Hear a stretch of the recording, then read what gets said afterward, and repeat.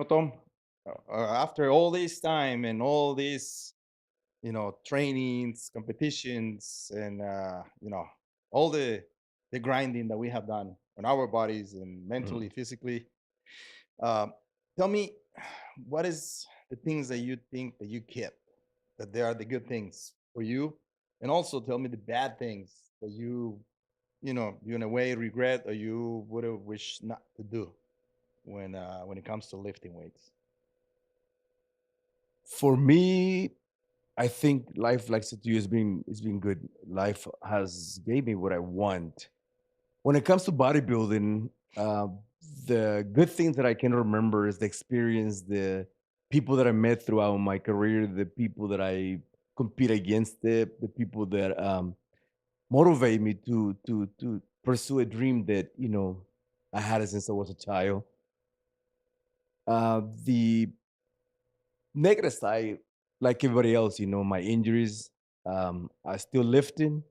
I don't lift as much as I wanted to because of I have several injuries that I've been dealing with for a long time. I'm happy the way I look with what I have. I'm addicted to the gym. It is something that the gym is always going to be part of my life. Uh, I feel good about what I have done and the outcome, and what I'm at the point that I'm in my life. So I would say no regrets, man. No regrets. The only thing that I can say to you would be more smart about with the experience that I have right now. Well, time is always going to be teaching you things. It's one thing that we always. It's a learning process, and what you know right now, and what I know right now, we wish we would have known 20 years ago, of course.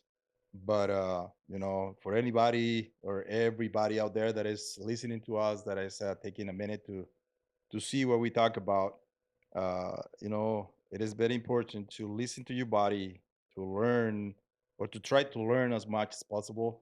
The fastest you learn, the better learning you are. It's always going to get you ahead on life and anything. It's not just the gym. People think that we are used, you know people that only think about lifting weights. No, we have a life, and all the things that we have gone through, all the things that we put our mind and our body through, it helps us in life. It's discipline.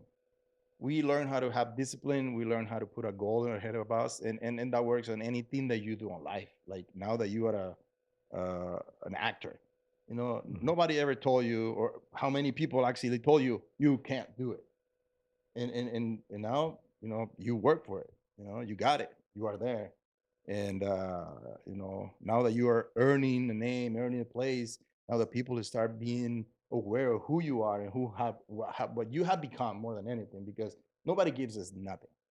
Nobody's gonna come and handle you a happy life. It's all about work, and nobody's gonna give you anything. And the other way, they always gonna try to take away from you or try to push you back so you can't be better than them. And you know that better than anybody, right? Yeah, my experience being that you has to be your priority. Your priority is everything, and you have to put yourself. If you first, if you want to accomplish something, it is true. Nothing is gonna give you nothing. But I did learn something from life that whether it's people or life in general, they will give you whatever they want if you put the time into invest in whatever you invest, you will get back.